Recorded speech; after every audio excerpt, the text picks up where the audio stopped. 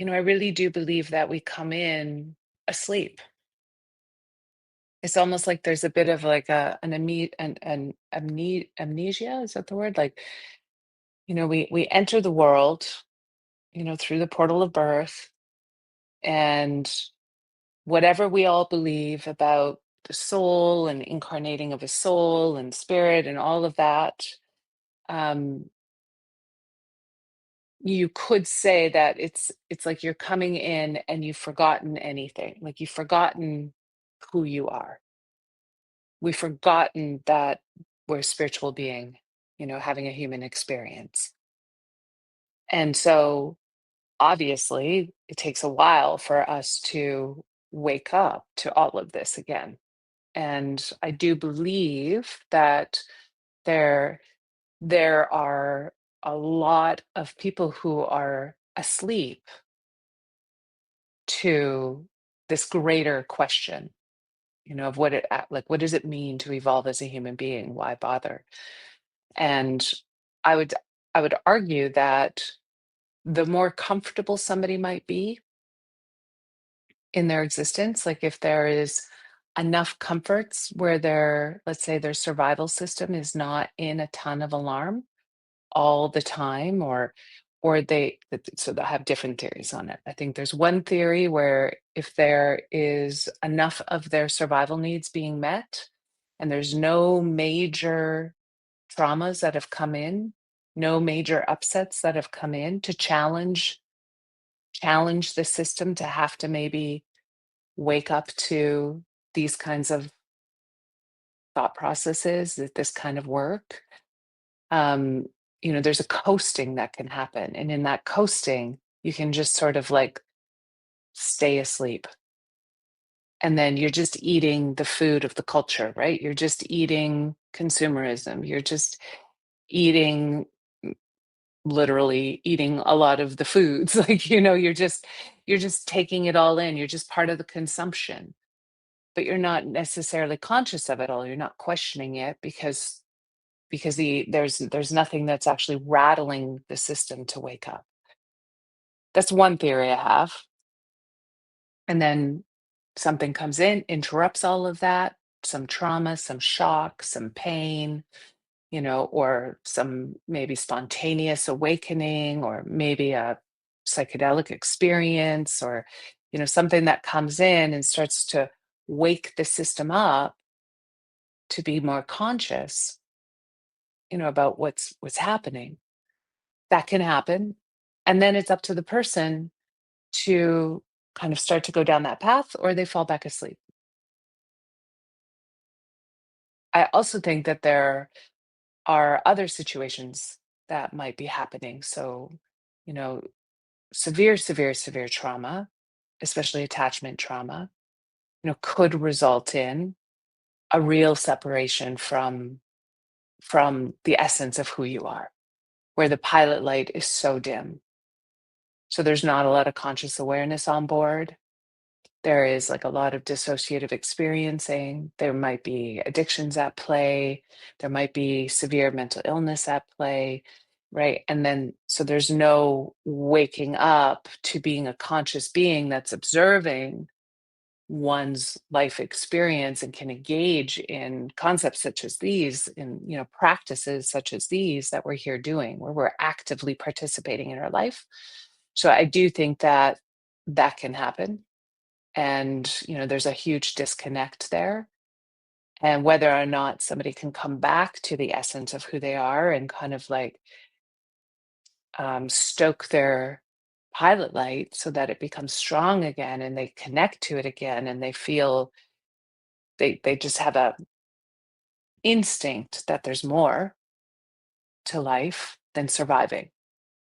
So I think that there are and then there could be the argument that there are just humans amongst us that maybe aren't even human, that are just, like NPCs of a video game.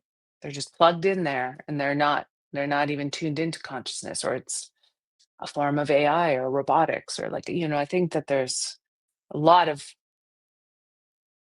paths that I go down when I contemplate that question. Like, what is it that mobilizes somebody towards what it is that we're doing, and what is it that would stunt somebody from that. And I think it has like a combination of the things that I've just said, and then probably aspects that I haven't considered yet. But I do believe that our biology is intelligent, and consciousness is the fabric of the universe.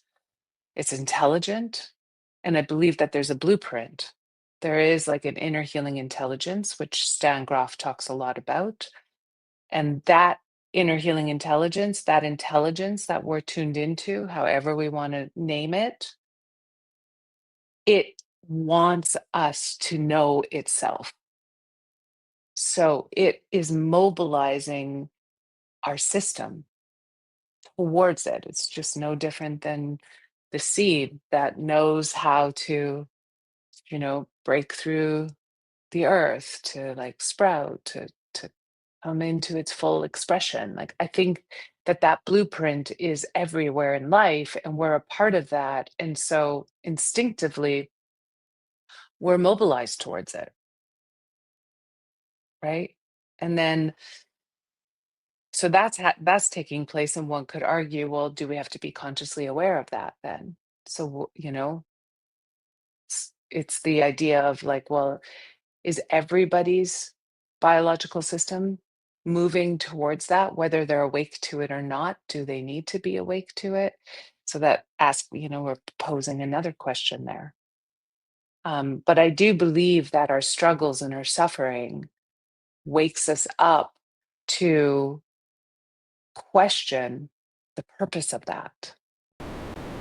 And our system itself turns away from pain and is trying to turn towards more pleasure, or it's a very rudimentary way of saying that. But I think that our system itself is constantly titrating to attune itself to that greater frequency that's within the field that's holding us all together in like a glue, right? And we could argue and say that that frequency is the frequency of love. And it seems to make sense that if we are starting to tune into that and pay attention to that and work this hard, why are we working this hard? Well, I'm starting to realize that I think we're working this hard because we want to just rest in that field of love. Like we feel so far away from it. Because when we're in survival stress, we're in fear, right? We're in the frequency of fear and anger, or collapse or shut down, or when we're separated, we feel so far away that that alarms our system. Well, what are we trying to move towards collectively, right? It's like to rest in that abundant field of love, and it seems so um, simple. It just doesn't even have the magnitude that it is that we would like it to have, but it's real. And like, what happens if we're resting in that current of love, which we now know is the field of creation, like it's measurable as a state. Well, we know then that when we rest there, it's like beautiful, right? We're in these experiences of beautiful, of generosity, right? Of joy, of security, of connection, of possibility, of creation. And so then we're like creating even more, and we're part of creation. And suddenly there's just this like, well, we just get to enjoy. Like when we're in that state, we're in a state of like gratitude and enjoyment. And then we get to play in the playground of what it means to be a human being. It's like I've come to realize that I think that's actually why we're working so hard. That's actually what we're seeking. And it's never not there. So you know how last time we were talking about resting into this state of relief, where like if we could move out of survival stress, we'd experience more relief. And like there's just this like, oh, this exhale, this state of like coming back to present time, because we're like just relieved, like it's all okay. It's like this exhale that we were talking about. And what I realized is that field is it's not out there. It's not something that we're trying to seek towards and grab towards us. It's like, gee, it's just always been here. It's here. Like we're in it, and that whole idea of present time being, we can rest into that field. And that field is accessible. And it's like where we've come from. And it's what we're a part of. And it runs through us like a river.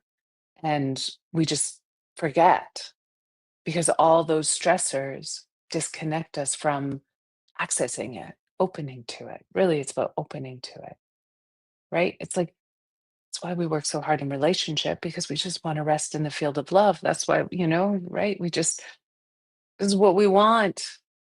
Why do we have like, why do we turn towards self-harming behaviors? Because we just feel so disconnected. Really, all we want is to just know love, be loved, and love. It's that simple.